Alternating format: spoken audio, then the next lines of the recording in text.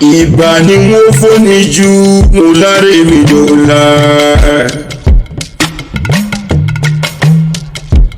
ọjọ́ àbíní ò ṣe gbàgbé láyé, ọjọ́ tó yẹ ká mọ́ rántí, ká mọ́ dúpẹ́ fọlọ́run ọba tó dá wa ni. ẹ bá mi pè é bóyá orí rẹ̀ á wò ó,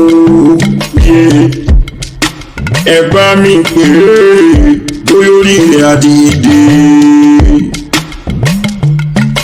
ọlá mi ń kọ́ ṣe ń bẹ lálàáfíà ara, ọlá ọmọ rọ́jà ṣe ń bẹ nílé ní àbúrò òde, ilé ló bá òde ní yàrá ló bá òwò dẹ̀dẹ̀,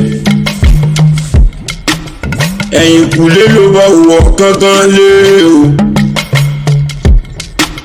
mo pé kó wá kú láyé DSP, mo pé kó wá rùn láyé mi.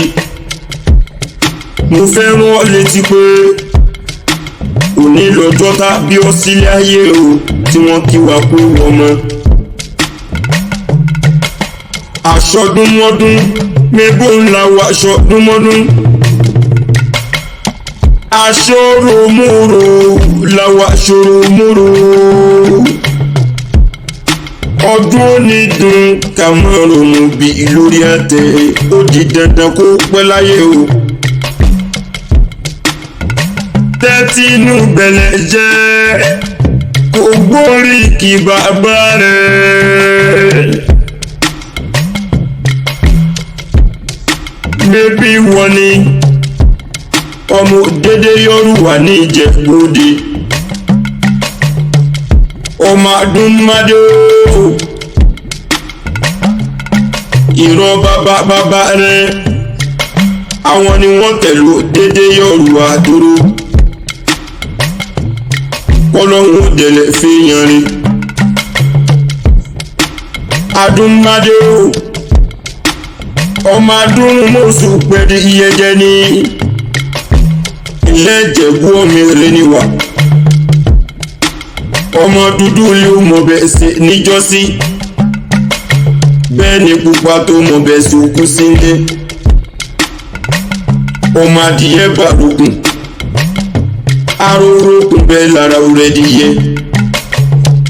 ìwọ lọmọ òun ṣe ni ọ̀yọ̀yọ̀ ń yọ̀, ọ̀yọ̀yọ̀ dákun mọ́ yọ̀ mọ́ ntí ń ṣe ni òkú lè pani nílé bàbá rẹ̀ ni.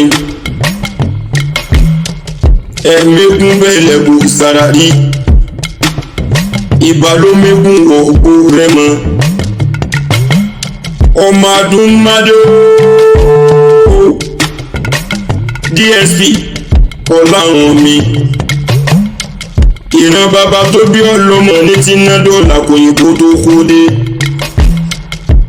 òyìnbó kó wọ́hún dé tán lówó bàbá yín pọ̀ jaburata. kórìjó pẹ̀lẹ́ ayé o, ohun Jẹ̀bú àwọn ẹni rẹ̀ ní wíníwíní. ọmọ Ràmọ́nì bó bá wùn Jẹ̀bú àwọn ẹni rẹ̀ ní wíníwíní. bó bá wùn bàbá tó bí ọlọ́mọ àfẹ́ni rẹ̀ tó bu ẹnu agẹmọ. ọmọ alájẹmọ àbí ijó wíwìn. ọmọ adúmọdé kékeré Ìjẹ̀bú owó ni, àgbà Ìjẹ̀bú owó ni, ìtọ́ Ìjẹ̀bú owó, kẹ̀lẹ̀bẹ̀ Ìjẹ̀bú owó ni. gbogbo Ìjẹ̀bú tí mo mọ̀, gbogbo Ìjẹ̀bú tí mo mọ̀ ní fowó dára ribiribi. DSP ọláhàn ànáwó fún ni bí ẹni dàgbàdo fẹ́ díẹ̀, owó ọwọ́ rẹ̀ ò ní tán, wàá jèrè wá fèrè jẹ ọkọ ni. ọmọ rọ́jà Ramọ́nì bàbá mi ló ti tọkù sí láyé mọ́. Ọlọ́run ò dẹ̀lẹ̀ fi yan rí, ẹni bá lọ tó fọmọ ẹlẹ̀ sáyé orúkọ rẹ̀ ò ní parun. aṣọdúnmọ́dún mo ló ń la aṣọdúnmọ́dún, aṣòròmòrò làwọn aṣòròmòrò. orí ọkọ ọkọ Títílayọ̀ mú gánà ni bàbá Désiré bàbá Mẹ́sì orí ajé ó pẹ́lẹ́ ayé o ire gúúsù ire àríwá ìlà oòrùn pẹ̀lú ọ̀rẹ́ àmọ́ jẹ́ tiẹ̀ tẹ̀bí tará tọmọtọmọ. wọ́n rí Akeem Roja mẹ́gbẹ́gbọ́n rẹ̀ ní aṣíwájú ni wọ́n jẹ́ wọn onídèrò ẹ̀yìn lágbára ọlọ́mọba.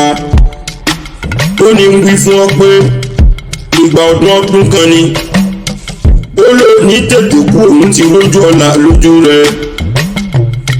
Azeez Roja mẹ́gbẹ́gbọ́n rẹ̀ ní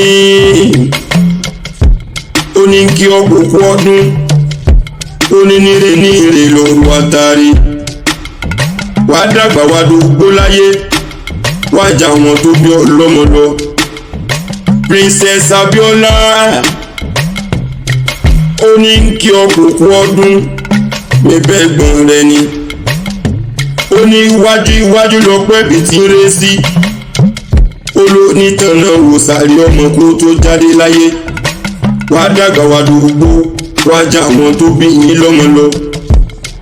òkú ọdún òkú yèédún o àṣeyí sàmọ́dún ọdún ayọ̀ ló mọ̀ sí happy birthday to you.